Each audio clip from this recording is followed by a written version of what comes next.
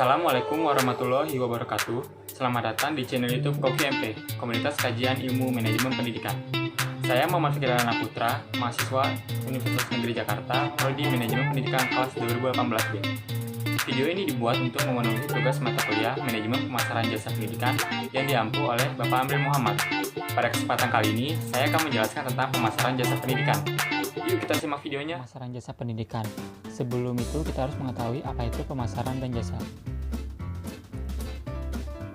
Definisi pemasaran menurut Grunberg ialah suatu proses untuk mengidentifikasi dan menetapkan, memelihara, serta meningkatkan hubungan dengan pelanggan dan para pemangku kepentingan stakeholder lainnya, sehingga tujuan dari semua pihak yang terlibat dapat terpenuhi yang dilakukan dengan cara saling menguntungkan dan memenuhi janjinya. Identifikasi ini dilakukan agar para pemasar dapat mengetahui apa keinginan pelanggan yang dapat berubah-ubah terhadap suatu produk jasa.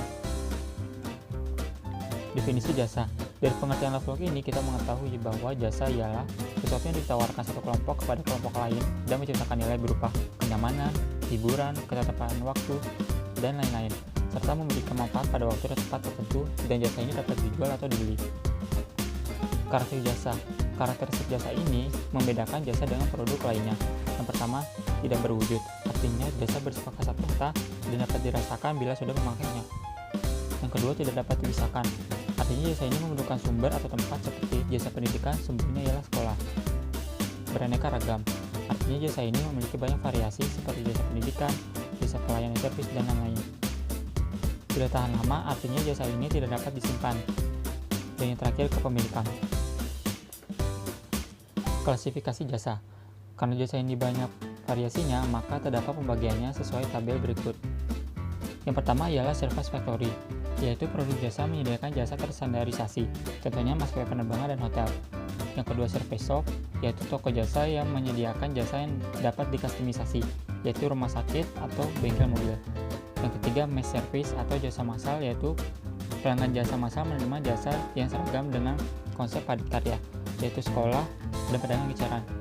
Yang terakhir, jasa profesi atau professional service, yaitu pelanggan jasa profesi akan menerima pelayanan khusus dari spesialisasi dan bentuk pelayanan yang berbeda-beda tergantung jasa tersebut, contohnya dokter dan konsultan. Pemasaran jasa pendidikan. Setelah kita mengetahui definisi pemasaran dan jasa, maka selanjutnya terdapat 5 tahap penting dalam menetapkan pemasaran jasa pendidikan menurut Gray. Yang pertama, mengidentifikasi kebutuhan atau masalah pemasaran jasa pendidikan, melakukan riset atau audit pemasaran jasa pendidikan, melakukan perencanaan pemasaran jasa pendidikan, menentukan bauran pemasaran jasa pendidikan, dan yang terakhir menentukan strategi dan taktik pemasaran jasa pendidikan. Kunci sukses pemasaran jasa pendidikan. Sekolah dapat melakukan hal ini agar pemasaran jasa pendidikan berjalan dengan baik. Yang pertama, memperbarui jasa pendidikan yang ditawarkan. Sekolah harus bisa memperbarui agar para konsumen dapat tertarik.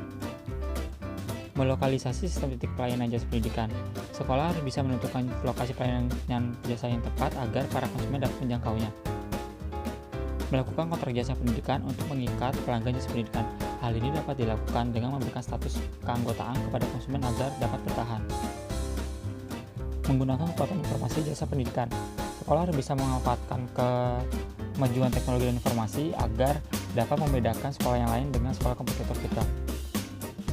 Yang terakhir itu menentukan nilai strategi jasa pendidikan bagi pelanggan jasa pendidikan. Terima kasih telah menyaksikan video tentang pemasaran jasa pendidikan yang telah saya buat. Semoga ilmunya bermanfaat dan mohon maaf bila ada kesalahan kata. Sekian, terima kasih. Wassalamualaikum warahmatullahi wabarakatuh. Jangan lupa di like, comment, and subscribe.